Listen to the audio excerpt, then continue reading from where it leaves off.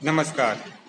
मैं सुधीर कुमार श्रीवास्तव उर्फ दद्दू आप लोगों के बीच अपने कहे अनुसार 10 तारीख शाम 5 बजे से, जैसा मैंने कहा था कि लाइव रहूँगा, आज आप लोगों के बीच में लाइव आया हूँ। और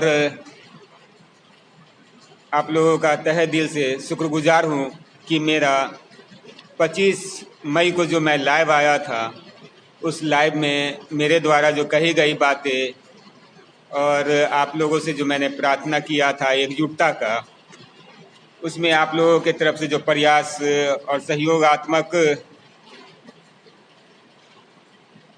सहयोग जो प्राप्त हुआ, उसके लिए बहुत बहुत धन्यवाद। और आप लोग भी जैसा देखे हैं कि मेरे उस प्रयास से, छोटे से एक प्रयास से, एक जिला नहीं, एक राज्य नहीं, बल्कि पूरे देश के हर एक लगभग, हेमंत जी बहुत बहुत धन्यवाद टू कम ऑन लाइव। तो जैसा मैंने कहा कि मेरे 25 मई के लाइव के बाद मैंने देखा सोशल साइट्स पे और भी बहुत सारे संघ के सचिव महोदय, सम्मानीय सचिव महोदय, इन लोगों के द्वारा भी बहुत सारे प्रयास किए गए सहयोगात्मक हमारे अधिवक्ता भाई बंधुओं के लिए। तो उन सब के लिए मैं यही कहूँगा कि मैं तहे दिल से शुक्रगुजार हूँ कि मेरे एक छोटे से प्रयास को उन लोगों ने तवज्जो दिया और हमारे अधिवक्ता भाई बंधुओं के हित के लिए उन्होंने कारगर कदम उठाया। और यहाँ तक कि उन्हीं लोगों के, आप सबों के सहयोग और एकजुटता, कहा जाए प्रयास, सिर्फ मेरा प्रयास ही नहीं बल्कि हम सभी भाई बंधुओं का प्रयास रहा कि BCI bar council of India, वहाँ से भी, वहाँ के भी सदस्यगणों ने अधिवक्ता भाई बंधुओं के सुरक्षा के लिए, हित के लिए कुछ कारगर कदम उठे। इसके लिए अपना प्रस्ताव जो न्यूज़ के माध्यम से और कई माध्यमों से हम तक पहुंचाई गई। जितेंद्र जी बहुत बहुत धन्यवाद टू कम ऑन लाइव। तो मैं वंस अगेन आप सभी लोगों को तहे दिल से शुक्रगुजार और अभिनंदन करता हूं कि मेरे लाइव को, मेरी कही बातों को आप लोगों ने इतना तवज्जो दिया।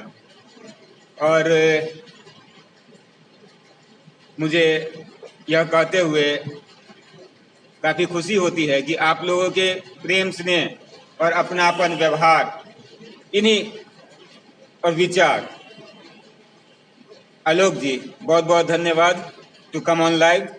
तो आप लोगों के इन्हीं सहयोगात्मक विचार की वजह से ही आज तक जो मैं कुछ कर पाया, बोल पाया या लिख पाता हूँ। और आप लोगों का प्रेम स्नेह पाकर ही बेखौफ, बिना किसी भय के, मैं सभी लोगों को आह्वान भी करता हूं और साथ साथ प्रयास करता हूं कि सबको एक साथ लेकर चलूं। सुमित कुमार बहुत बहुत धन्यवाद टू कम ऑन लाइव। तो जैसा मैंने कहा था, आज मैं कचहरी कैंपस से चुनाव से संबंधित बातों को, मुद्दों को आज आप लोगों के बीच लाकर कुछ बातें उजागर करूंगा।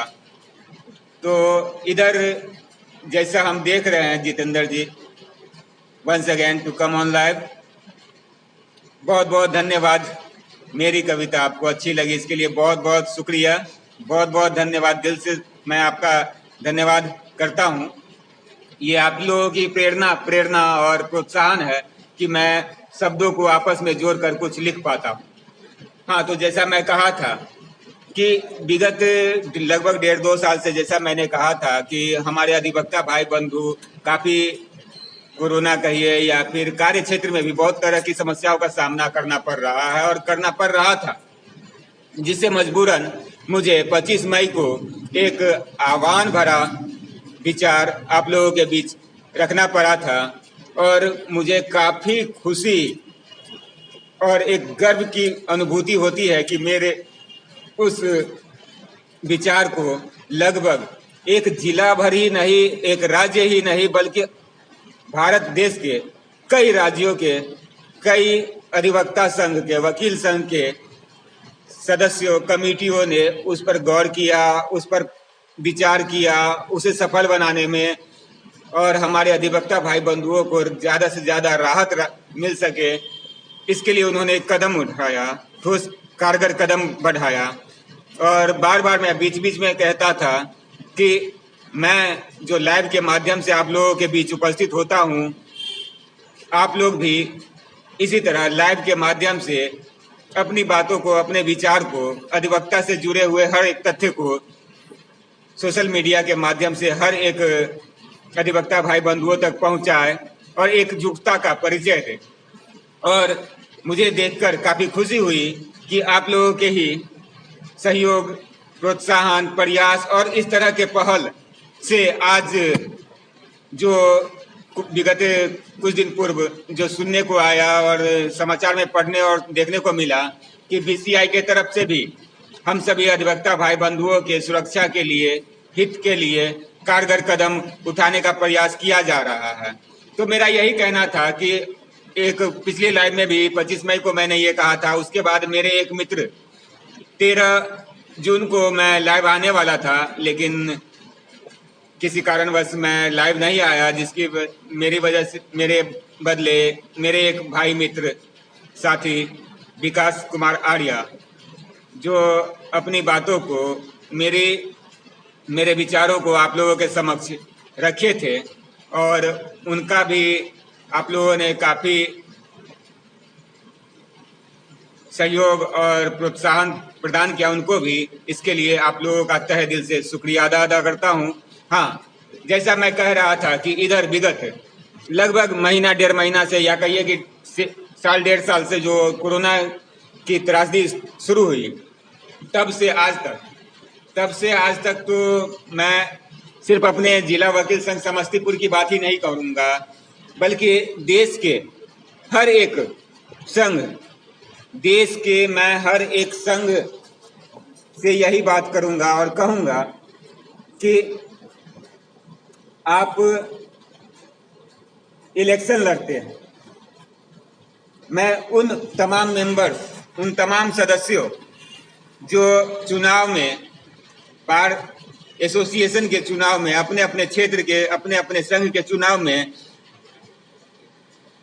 खड़े होने को आतुर रहते हैं, लंबा चौड़ा इलेक्शन के समय लंबा चौड़ा पर्ची, ये करेंगे वो करेंगे का भाषणबाजी करते हैं।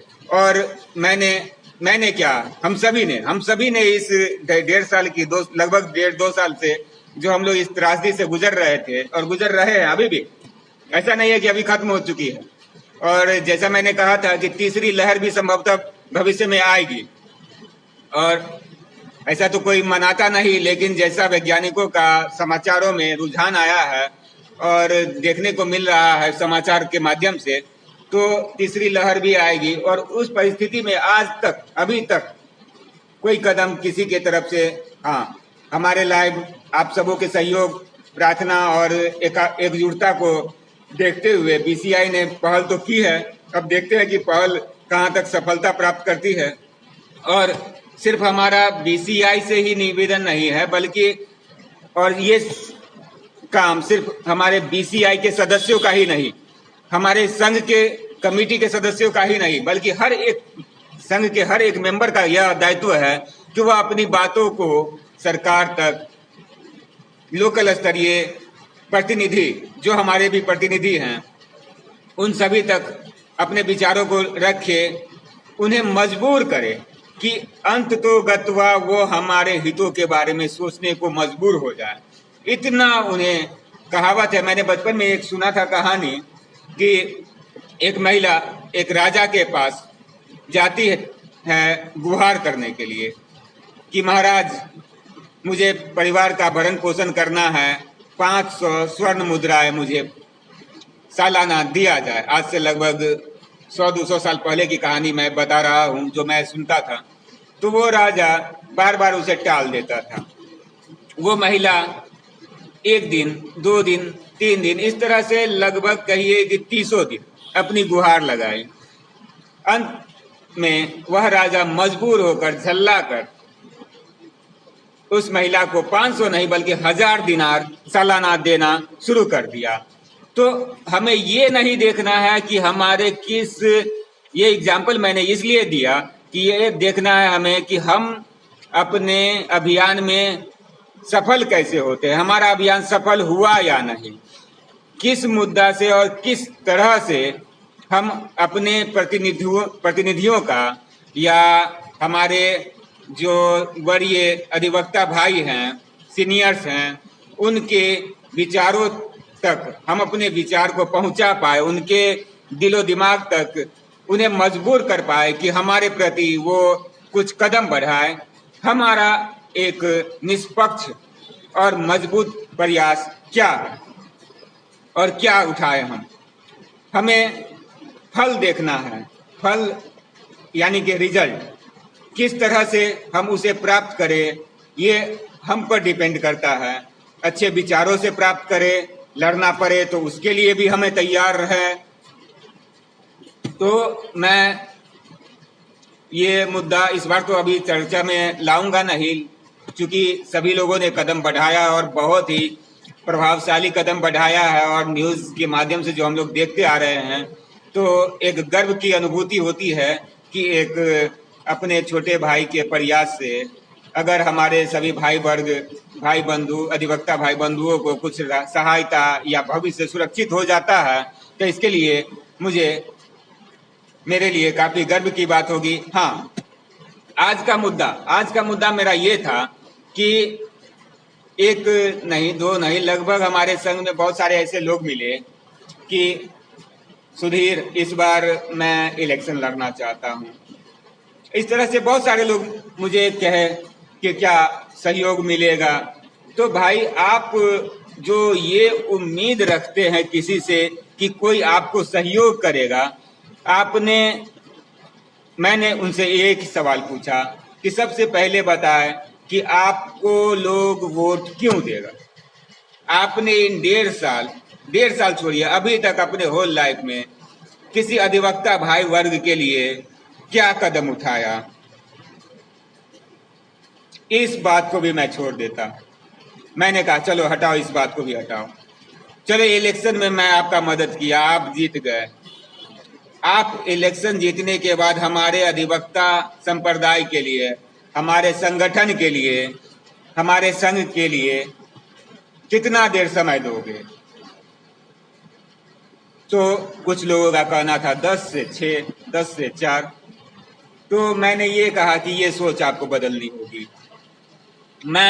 यदि आप जीतते हैं तो मैं उम्मीद करता हूं कि आप 24 घंटा में कम से कम 16 घंटा अधिवक्ता भाई बंधु के लिए किसी भी समय खड़े होने को तैयार है। तो बेझिझक, बिना संकोच के आप इलेक्शन लड़े, मैं पूरा सहयोग और समर्थन आपको दूंगा। लेकिन अगर आप 24 घंटा में 16 घंटा देने में सक्षम नहीं है तो आप अपने घर में अपनी पत्नी के आंचल में पड़े। इलेक्शन में आपकी कोई जरूरत नहीं है, और आप ही जैसे लोगों की वजह से आज हमारा संप्रदाय पीछे है।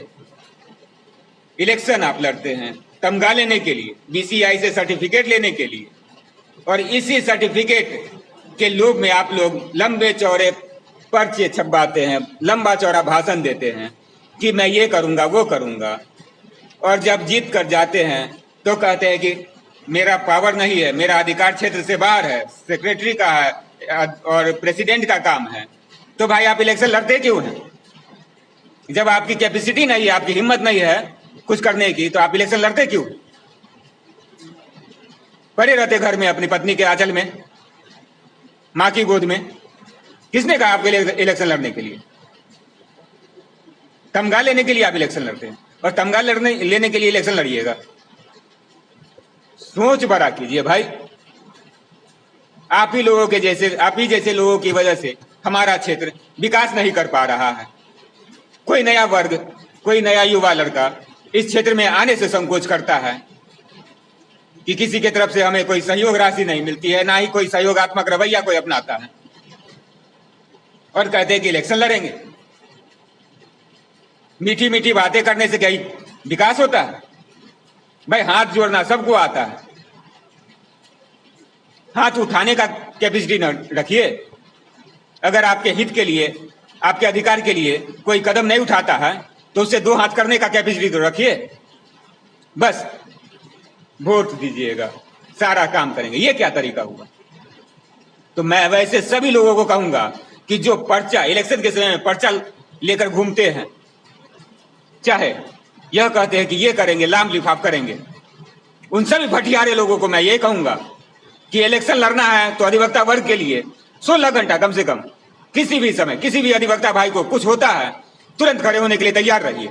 अगर ऐसा करने की कैपेसिटी नहीं है, किसी अधिवक्ता भाई के हित के लिए, अधिकार के लिए एक आवेदन लिखने की कैपेसिटी आपके पास नहीं है, अपनी बातों को उच्च अधिकारियों तक पहुंचाने की कैपेसिटी आपके पास नहीं है, तो इलेक्शन लड़ना छोड़ दीजिए, भूल जाइए, रहिए घर में पड़े हुए।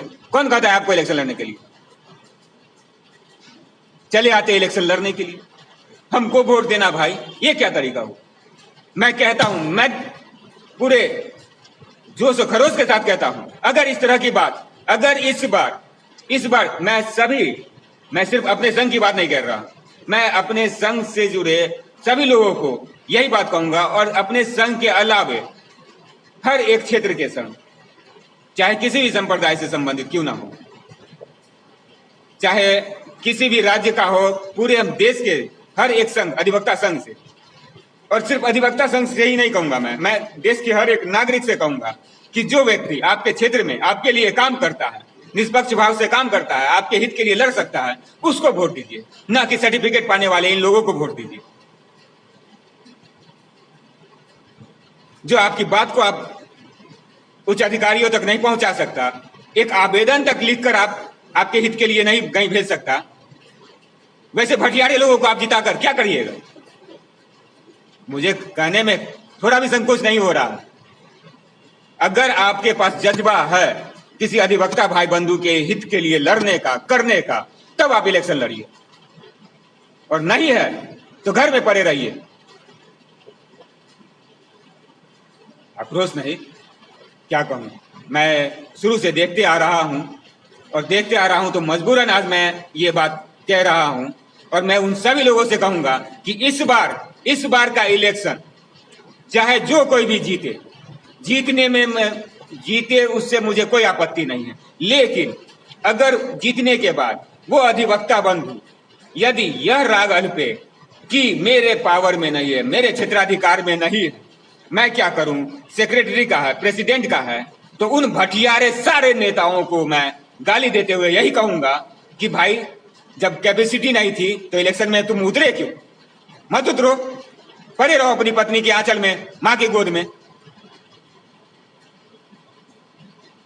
बहुत सारे भाई बंधु मेरे हैं, उनको सहयोग मिलेगा। मैं इसलिए ऐसा कह रहा हूं कि आज तक जितने भी मेंबर्स, जो भी, किसी व्यक्ति विशेष का मैं नाम नहीं कहूंगा, लेकिन मैं यही कहूंगा कि जब भी कोई कुछ कहेगा तो मेरा क्षेत्राधिकार नहीं है, मैं क्या करूं, तो भाई तुम्हारा क्षेत्राधिकार नहीं है तो तुम कम से कम 10 अधिवक्ता भाई बंधु को अपने क्षेत्र के, अपने संप्रदाय के लोगों को लेकर धरना पर तो बैठने की कैपेसिटी रखो।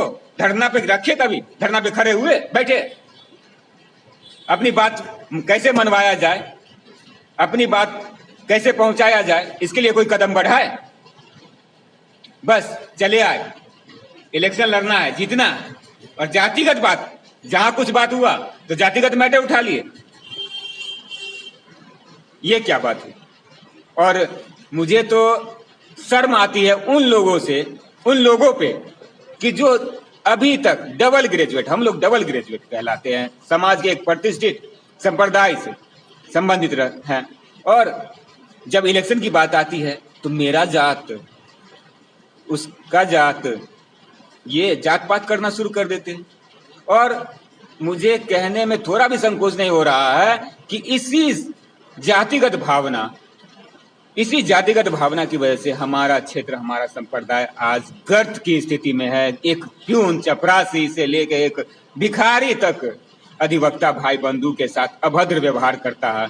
और मैं प्रयास करता हूं, और मैं जब तक हूं, चाहे मुझे कोई कुछ कर दे, मुझे परवाह नहीं, लेकिन मैं जब तक हूं, मैं उन सब के लिए लड़ता रहूंगा। और उन सब के मान सम्मान प्रतिष्ठा को मैं कैसे बरकरार रखूं। मैं सुनता हूं हमारे संघ समस्तीपुर में भी ऐसे बहुत सारे दिग्गज नेता थे और अभी भी हैं जो इस तरह का जज्बा रखते हैं कि वो किसी से डरते नहीं।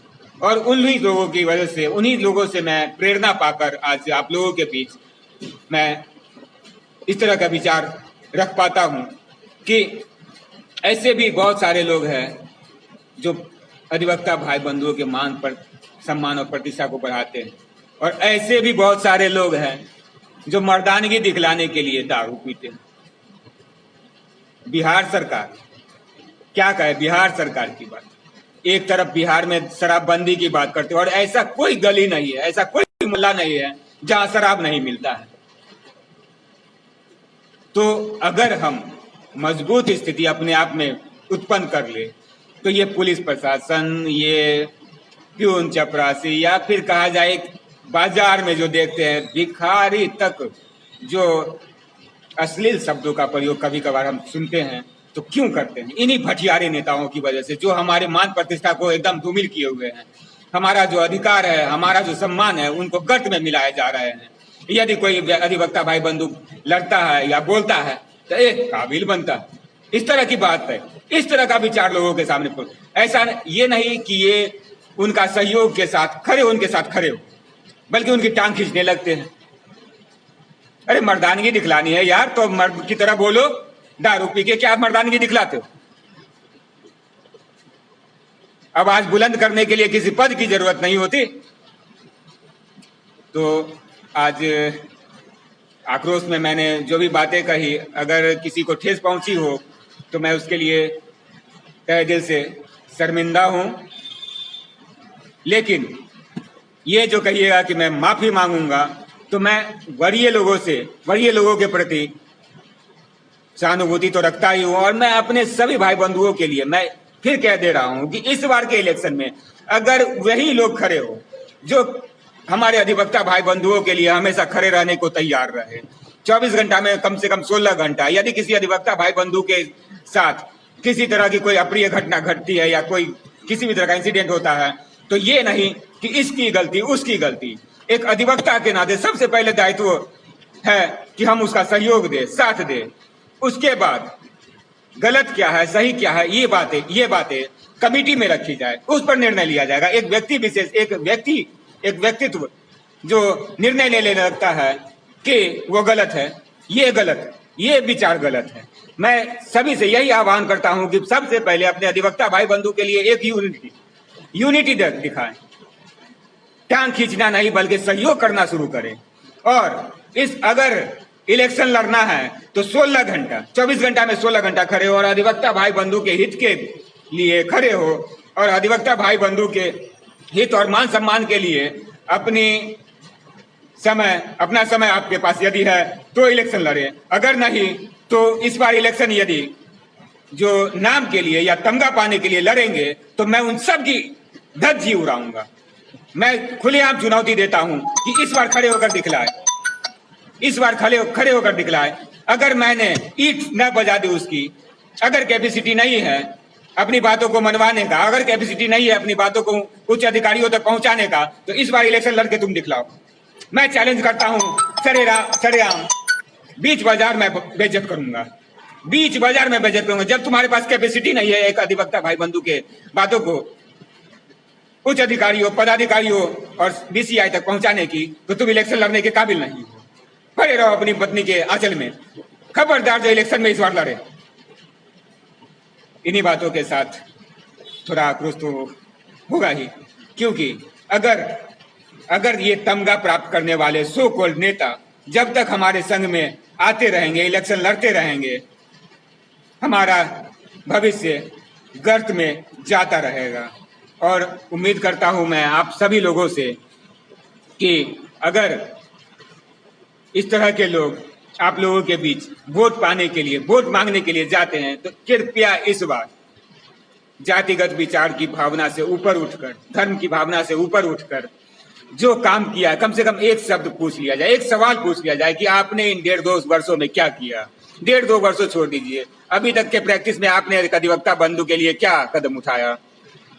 बस इस सवाल का जवाब मिले, आप जो निर्णय लेंगे मुझे सहर्ष स्वीकार होगा। लेकिन मैं उन नेताओं को बार बार मैं फिर से पुनः चुनौती दे देता हूं और कह देता हूं, ऐलान कर देता हूं कि अगर तुम्हारे पास कैपेसिटी है, हिम्मत है, जज्बा है, कलेजा है किसी अधिवक्ता भाई बंधु की बात को, हित को ऊपर तक पहुंचाने का, तभी इलेक्शन लड़ो। अन्यथा इलेक्शन भूल कर भी इस बार मत लड़ना, क्योंकि इस बार तुम्हारा सामना किसी मुंहचोर से नहीं, मुझसे होगा। सुधीर कुमार श्रीवास्तव तुम्हें चुनौती देने के लिए हर समय खड़ा रहेगा।